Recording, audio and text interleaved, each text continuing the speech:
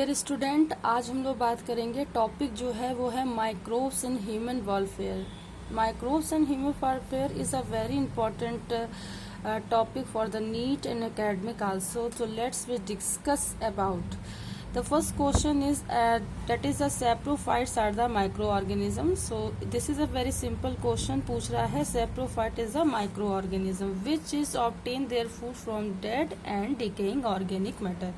तो सैप्रोफाइट्स और saprophytic organism ऐसे ऑर्गेनिजम्स होते हैं जो बेसिकली डेड एंड डीके से मटेरियल से अपना भोजन ऑब्टेन करते हैं या प्राप्त करते हैं। The next one is the lactic acid bacteria are the rod shaped bacteria. Okay, rod shaped bacteria are somehow the gram negative bacteria. Okay, so इसे याद रखेंगे। तो basically lactic acid are the rod shaped bacteria, एक rod के shape के आकार का होता है।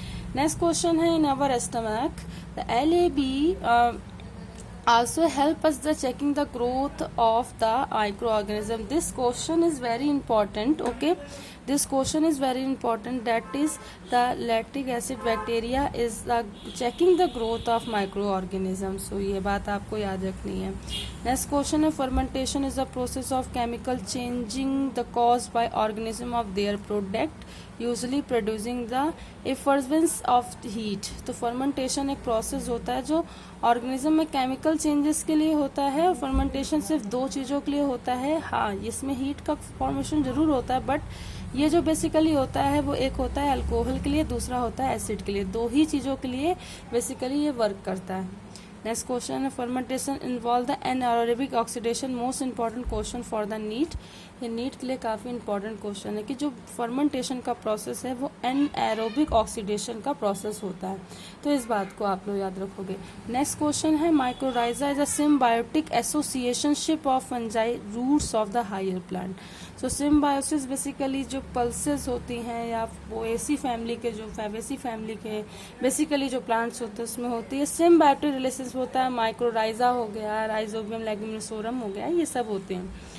तो इस बात को आपको याद रखना है। सिम्बायोटिक रिलेशनशिप में एक और भी आता है जिसे हम लोग लाइकेन कहते हैं। It is the best index of air pollution, ये भी आपको पता होना चाहिए। नेक्स्ट क्वेश्चन है the first antibiotic was discovered by sir Alexander Fleming. So ये आपको पता होना चाहिए कि जो फर्स्ट एंटीबायोटिक है बेसिकली वो अलेक्जेंडर फ्लेमिंग ने दिया था। And the wild working of the staphylococci, staphylococci के बैक्टीरिया में वर्किंग के दौरान दिया था। Antibiotic was the penicillin. इस पेनिसिलिन को आप लोग बहुत अच्छे से जान लीजिए। It was isolated by the fungus, ये फंगस से बेसिकली आइसोलेट या अलग की गई थी, और ये बेसिकली पेनिसिलिन नोटेटम होती है। तो इस बात को याद रखेंगे। नेक्स्ट क्वेश्चन है, देखिए ये भी काफ़ी इंपॉर्टेंट क्वेश्चन है। कह रहा है streptokinase produce by the streptococcus and modify by the gene engineering is use as a clot buster. So streptokinase को as a clot buster use करते हैं। ये काफ़ी इंपॉर्टेंट क्वेश्चन है, ये पता होना चाहिए। It is help to removing the clot, ये जो बेसिकली क्लॉट जो बन जाता है ब्लड का उसको हटाने के लिए होता है। इन अ पर्सन, किसी व्यक्ति में who have the undergone the microbial infection, जो बेसिकली माइक्रोडियल इन्फेक्शन के थ्रू होता है। तो इस बात को आप याद रखेंगे। नेक्स्ट क्वेश्चन है करा secondary treatment of the sewage water is also called the biological treatment. So इसे बायोलॉजिकल ट्रीटमेंट भी कहते हैं। इस बात को आप लोग याद रखिएगा, बिकॉज कि जो माइक्रोब्स इन ह्यूमन वेलफेयर का बेसिकली जो टॉपिक है उसमें एक सीवेज ट्रीटमेंट ऐसा आता है माइक्रोब्स के रेफरेंस में। तो उसमें प्राइमरी एंड सेकेंडरी दोनों ही होते हैं, एंड सेकेंडरी जो सीवेज ट्रीटमेंट होता है उसे बायोलॉजिकल ट्रीटमेंट भी कहते हैं। तो इस बात को आप लोग को याद रखना है।